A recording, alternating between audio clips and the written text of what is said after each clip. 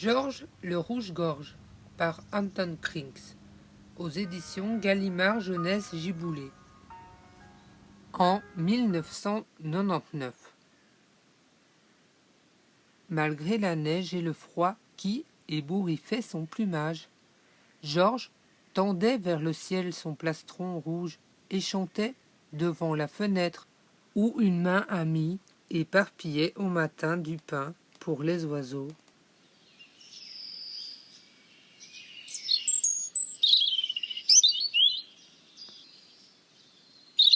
Si votre nappe est blanche, je ne vois pas le couvert, et encore moins le dessert. Faut-il faire la manche, cher monsieur Hiver?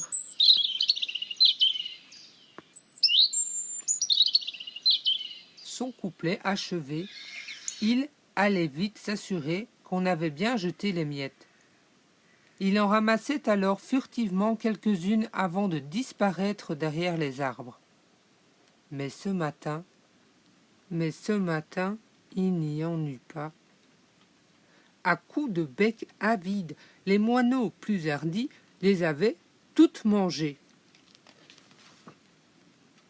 Quand notre rouge-gorge revint de bonne heure le jour suivant, il n'eut pas plus de chance.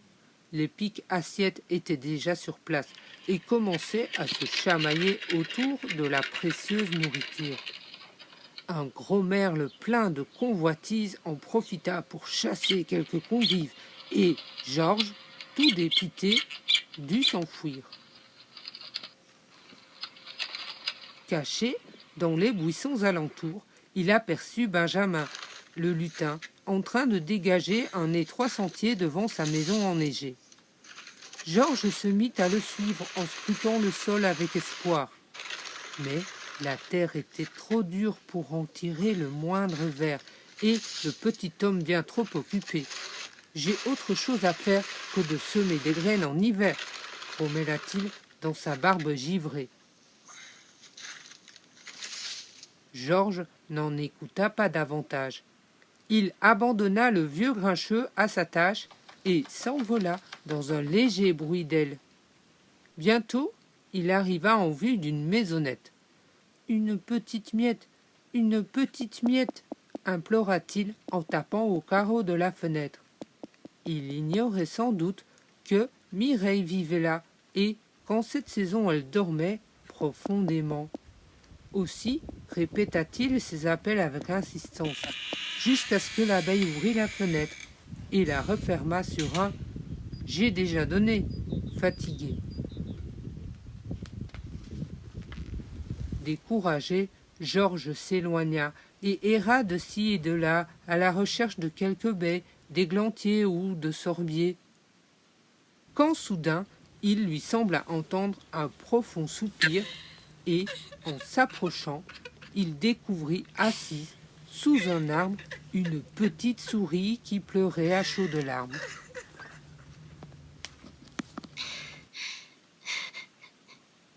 Toute repliée sur elle-même, elle tremblait de la tête à la queue. Je me suis perdue, dit-elle enfin. Et un chat s'est mis à me... Un chat s'écria Georges en sursautant. Excuse-moi, souris, je dois m'en aller, brrr. Avec ce sale temps, j'ai bien peur d'attraper froid, et c'est très très mauvais pour un rouge-gorge d'avoir la gorge rouge. Oh, je t'en prie, il faut vraiment que je rentre chez moi, supplia-t-elle. Bon, alors, dépêche-toi, répondit Georges. Grimpe sur mon dos et sauvons-nous d'ici. Arrivée à la hauteur des arbres, la souris découvrit le jardin comme jamais elle ne l'avait vu. Maintenant, je sais où nous sommes. J'habite juste là, dans la grande maison, s'écria-t-elle. Georges la déposa et elle courut vite le long du mur. Puis elle s'arrêta devant une porte minuscule. Elle l'ouvrit et fit signe au rouge-gorge de la suivre dans le long couloir étroit et sombre qui conduisait à son séjour. Après avoir allumé une bougie, la souris sortit de son buffet une jolie boîte de métal peint. Elle retira le couvercle et la présenta au rouge-gorge qui poussa des cris de joie. La boîte était pleine. La souris avait ramassé des miettes un peu partout dans la maison, des petits bouts de gâteau trouvés dans le salon, des lichettes de brioche et de croissants oubliés dans un lit, des miettes de cake volées dans un placard. Georges en prit une, puis deux, et, encouragé par la souris qui insistait, il mangea sans retenue. Reprenez-en, monsieur le rouge-gorge. Et quand la boîte fut presque vide, son hôtesse le rassura. Ça ne fait rien, finissez donc, j'irai demain en chercher là-haut. Georges ne s'en fit pas prier, il picora les dernières miettes. Puis, de sa douce voix, il remercia la souris par un chant de Noël.